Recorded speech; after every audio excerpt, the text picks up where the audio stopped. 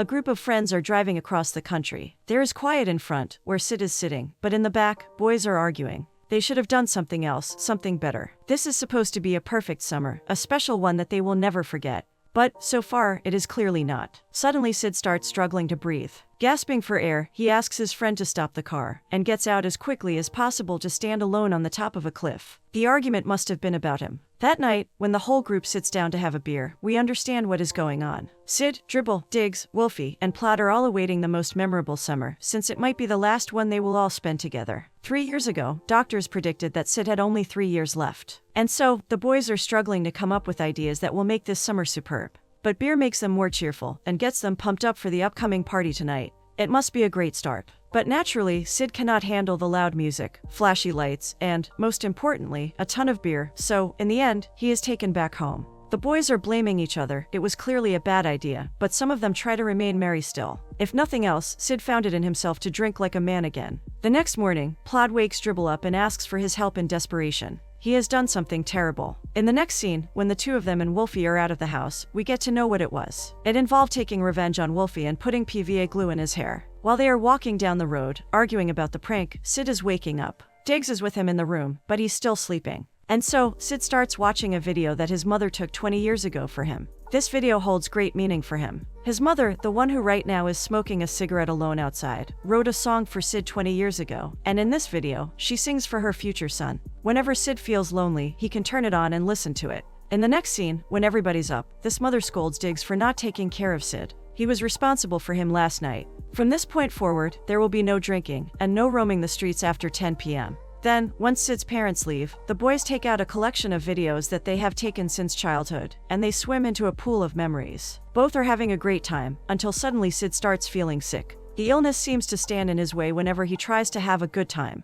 And it doesn't matter what he tries to do in order to feel better, the sickness always has the last word. A number of unusual things happen. While roaming around the house, Sid comes across a pot filled with ash. Then, at night, he buys a set of steroids from the internet. He needs them for medical reasons, but his doctor always used to give him his portion. Now, however, he buys some himself in secret. We follow him as he wanders around the woodland, until he sees a dreamlike vision. A man is standing in the forest completely. Sid abruptly wakes up, then another day comes. First thing, he goes to a library where Wolfie works and picks up his steroids. He and Wolfie make plans for the next Friday, and then Sid just sits down in a cozy corner to pass time, reading an enormous book. A stranger suddenly starts talking to him. It is a girl of his age, clearly looking for somebody to talk to. She sits down with him finally, and they quickly become comfortable with each other. Her name is Lily, and she must be thinking that Sid is the biggest nerd on the planet for reading this book in public. But when Sid tells her a little bit about it, she's immediately assured of the contrary. It seems like the book is about the Earth's atmosphere, and it seems like it contains everything that burns. Lily says that her granddad was cremated recently, therefore, he must literally be still here, on Earth, scattered in the sky. This is something they have in common. Also, both are staying here in this small town this summer, instead of going to the city to prepare for university. Lily makes necklaces and various types of jewelry. Finally, she introduces her favorite band to Sid, who continues to listen to this music throughout the entire day. In the evening, over the dinner table, we see the first signs of conflict in the family. Diggs found out this morning that he got into a desired university, and when Sid hears about it, he makes a joke about his own health condition. His mother doesn't like it. He bangs something in the kitchen to let him know that it is enough. Sid's father seems to want to remain childish and playful, but he gets quiet as well. At night, while everybody's watching TV, the father makes a joke. He passes a glass of whiskey over to Sid, and when the mother frowns at him, he tells Sid that when she falls asleep, they'll enjoy their unshackled life. This is when the mother explodes from overwhelming emotion. Why is it that nobody chooses to regulate small things like drinking and staying up late, when it can clearly mean more time spent with Sid? Talking her into letting Sid spend Friday night with his friends is going to be tough. In the next scene, Sid is trying to inject testosterone when she comes into his room without sleeping. Sid reactively gets the needle out and hides it away as quickly as possible. The mother doesn't see anything. She's here to say sorry. When she leaves, Sid takes out the book he was reading and takes out a little note. It seems like he got Lily's number this morning. They go out together the next day. Walking in a quiet meadow, they discuss ordinary stuff, and gradually get to know each other. Sid gets to know that Lily has a boyfriend who's not in town this summer, and Lily learns a little more about Sid's friends. The latter tells her about Diggs's father, who passed away, about Plod's ugly family situation, and so on.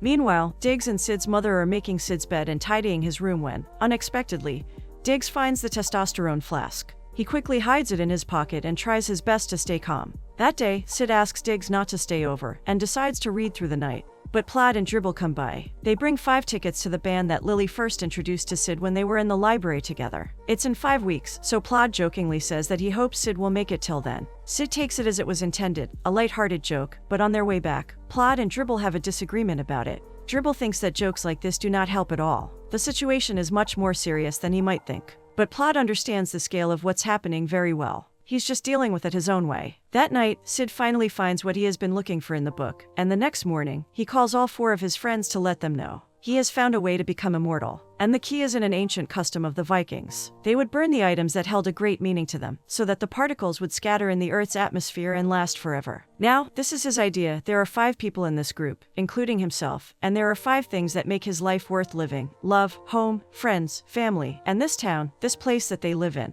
This is what they will do. Each will get 1 item that connects Sid with one of these words, and then they will build an enormous fire and burn it. That way, Sid will live forever. Wolfie doesn't think that this is the best idea, naturally, but Diggs reminds him that it's Sid's summer, and he needs this. What he didn't need, however, is the pack of testosterone that he picked up at Wolfie's a few days ago. Diggs gives him the empty flask, and lets him know that he made a mistake. 5 days until the fire, the lives of boys are as ordinary as ever. They are drinking beer when a group of girls come by. Dribble likes one of them, and shy as he is, he bends his head down and doesn't say anything, only to hear a lengthy lecture from Wolfie afterwards. The evening is pleasant, and the end feels far away. That night, Sid tells them about the way he felt about his illness in the beginning. It seems like it was a pretty simple one, but Sid felt ashamed to talk to his father or to his friends about it. That is why the illness spread, and got to the point where it is now. Later, when all but Dribble and Plaid go to sleep, the 2 go outside to smoke a cigarette. They talk quietly in the night about the eternal problem of young adults, the feelings of insecurity and inadequacy. The next morning, Diggs wakes up next to Sid in the barn. Now only 4 days are left until the Great Fire. The other boys are in Dribble's workshop, thinking about the items. Dribble has to find something that is connected to both family and Sid. Plaid has a home. They are still struggling to think of something.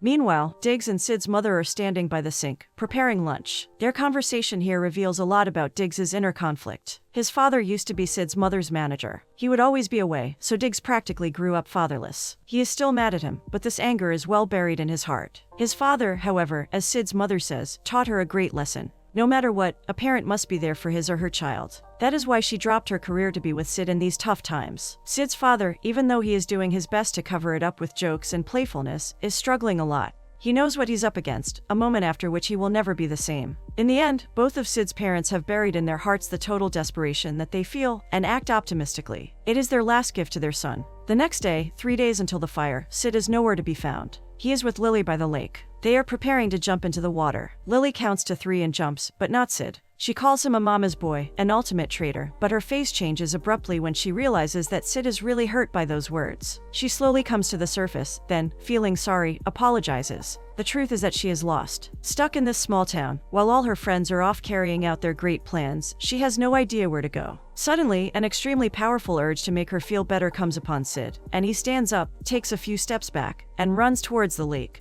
Lily doesn't even watch him go. She knows what he's doing, and why he is doing it. And when Sid splashes into the water, she follows him down. Afterwards, they are lying in the grass, and when Lily gets permission from him to say something stupid, she's genuinely thinking that she should be doing something worthwhile right now. But if you ask Sid, this is nothing compared to what he has thought in terms of stupidity. He once wanted to get a tattoo of an eagle. They get back to Sid's home, and after Sid performs one of his mother's songs, Lily gets a guitar. She once learned how to play one of the songs of her favorite band for her grandfather's funeral. And now, when she plays it in front of Sid, the latter realizes that it strangely resonates with him. It is a heartfelt song, and she plays and sings unexpectedly well. Sid's father is eavesdropping on all this from the other side of the wall, and an extreme sorrow comes upon him. A short time later, Sid and Lily walk together for a while, and then when he gets back home, he sees Diggs waiting for him, having too many questions that he doesn't want to answer. He avoids him and enters through the main door, only to be attacked by his parents. His mother is holding scolding him for getting extra ones. This behavior is clearly out of line, and Sid knows it too well, so instead of arguing back, he heads towards his room.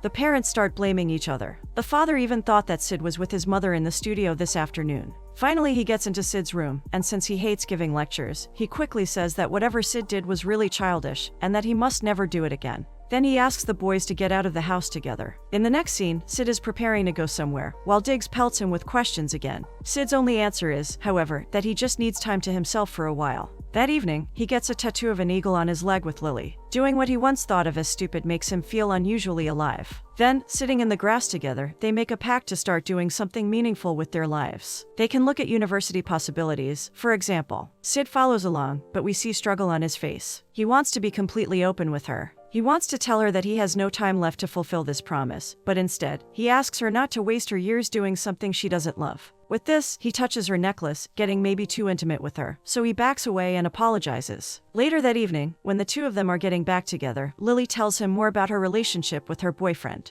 When he was here in this town, she would call him and see him whenever she felt alone. He was something like a first aid kit against loneliness, but now he's gone to university. He only calls before going to a night out, and she only sees him occasionally on weekends. It was all easy when they were at school, but now it's cold, and she feels guilty. If you ask Sid, however, she should go easy on herself. They are young, and they are in the process of figuring everything out. A sense of security and relief comes to Lily when she hears this, and she holds his hands. The next day, when only 2 days remain until the fire, Sid's father asks him to join them in preparation. Time is running out, he knows. And if he fails to be close to him now, he will never forgive himself. But Sid says that only he and the boys are going to do it. He doesn't understand what his father is going through, and he doesn't see how he turns away when the boys arrive with ironically savage cries. Sid seems to be completely swallowed by this fire, to the point where it becomes the most important thing ever. And so, throughout the entire day, the boys cut down small trees and bring as much firewood as possible. But in the evening, they realize that whatever they've built isn't big enough. Diggs then remembers that there's a big fallen tree by the cliff. These are the words that he might remember in the future. If they go there, they will return after 10, and Diggs is the one responsible for ensuring that Sid returns home on time. Everybody gets silent for a second, until Sid stands up and heads towards the fallen tree. He decides to break the rules one last time. By the time they find the tree, it is already midnight. They start carrying it back and soon realize that they need a rest. And so, they all sit down on a ridge overlooking the entire town. This is the place where they all grew up, and all the memories they've collected are concentrated on this tiny portion of land. They are having ordinary conversations, joking around, and maybe being a little bit too rough with Plod as usual, when the latter suddenly becomes gloomy. Back at the university, people don't treat him like this. The boys then realize what's in his heart, and Wolfie is the first one to remind him how much they love him. As they live their lives, sometimes they forget this main thing, that they are united with mutual appreciation and love. And it is moments like this that shift their attention to the things that are most important in a friendship. Sid suddenly realizes this, and the fear of death suddenly leaves him. The fire is secondary, as he says, and it did its job already. Now he asks everyone to come to this very spot after his passing, and watch the town full of their memories. The boys return home at 3 o'clock in the morning.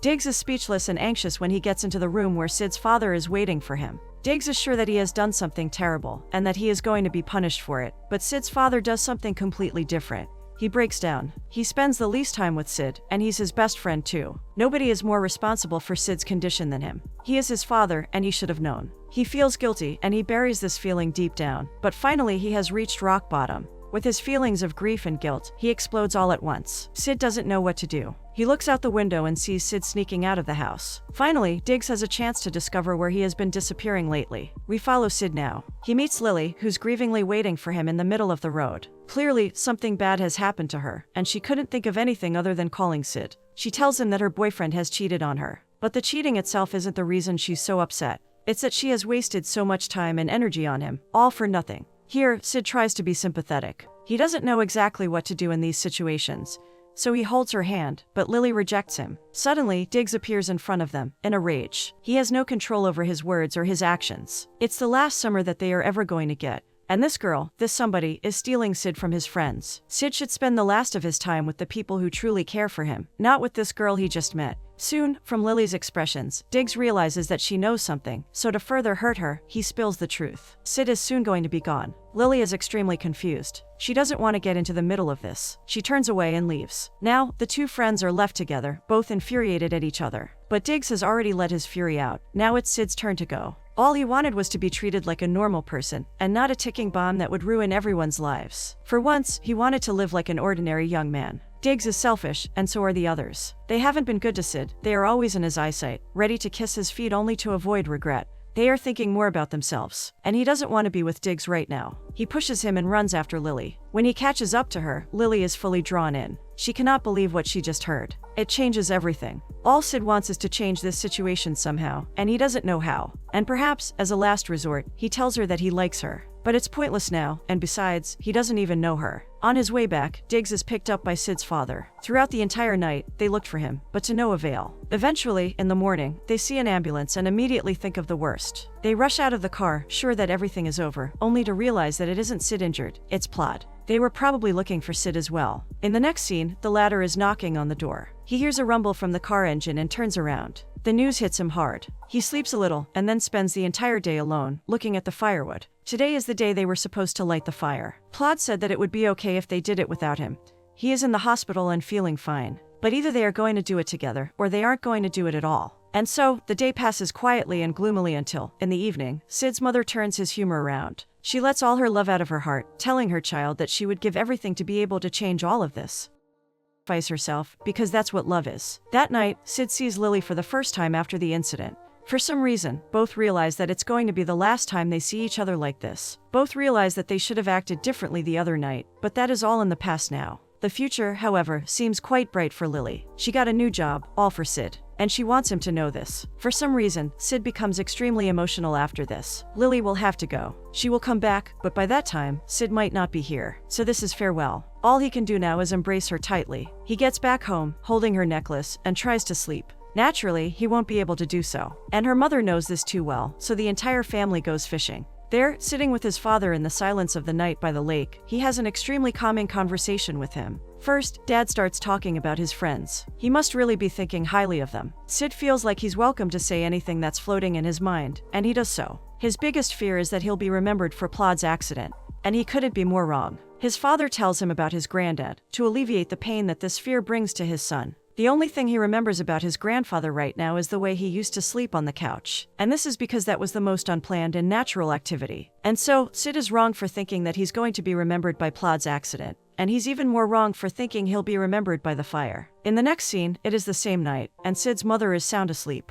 Her son and husband woke her up. At first she thinks that something bad has happened, but Sid puts on a video on the TV for her to watch and listen to. Sid appears on the screen, and he sings his mother's song about motherly love. And so, whenever his parents feel desperate or lonely, they can always watch him sing and realize that he's still here, he will always be with them. This is Sid's way of immortalizing himself. The next morning, he is woken up by the rumbling of a truck engine. He sees the three of his friends with his dad, bringing some firewood for the wood stack. Soon, Sid realizes that there is no use trying to make them quit, so instead he joins them. Next, in the barn, the four of them find Plod's notebook and take a picture. It silences them all. It is filled with their portraits. In some of the drawings, their faces are painted. Suddenly, Diggs comes in. He is slow in his movements and unresolved in his gaze, but without even saying anything, Sid stands up and embraces him. Whatever they said to each other, it's all in the past now. That night, the fire starts crackling. And in the light, four friends are standing. Dribble makes the speech, conveying what Plod told him in the hospital. Tonight should be about them, and they should breathe easy, since they are the only 5 children who found each other and became brothers. That is worth celebrating. But it isn't all. Plod also told him that he already knows what he's going to wear to Sid's funeral. And when Dribble says this, Sid hears Plod's shouts from the distance. Then he sees him, clad quite officially in a suit. Thanks to Sid's mother, he still made it. His ward was home, so he dislodged a plank of wood from Sid's barn and brought it along to burn it in the fire. One by one, then, the boys come in front to give their offerings. Wolfie got a 300-year-old map of their small town. And Dribble, who had family, got Sid's grandfather's old watch. Then it's Sid's turn. His word was love, and he thought about what to get for a long time, until he realized that the answer was very simple. Now standing in front of the fire, their childhood photo appears in his hand. And he wants everybody to sign it before it goes into flames. Diggs is next. Once, when they were 9 years old, they all went to Sid's place and recorded their own version of the Battle of Helm's Deep. It is all recorded on a tape. And this tape is going into the fire as well. Friendship was Diggs's word. 1 month later, there is a concert by Lily's favorite band in their hometown. And all the friends are there except one. Sid's father is there too. In one moment, Diggs turns around, and between the slow dancing people, he sees the face of Lily. And when their eyes meet, they smile, knowing that, even though not physically, Sid keeps on living in their hearts.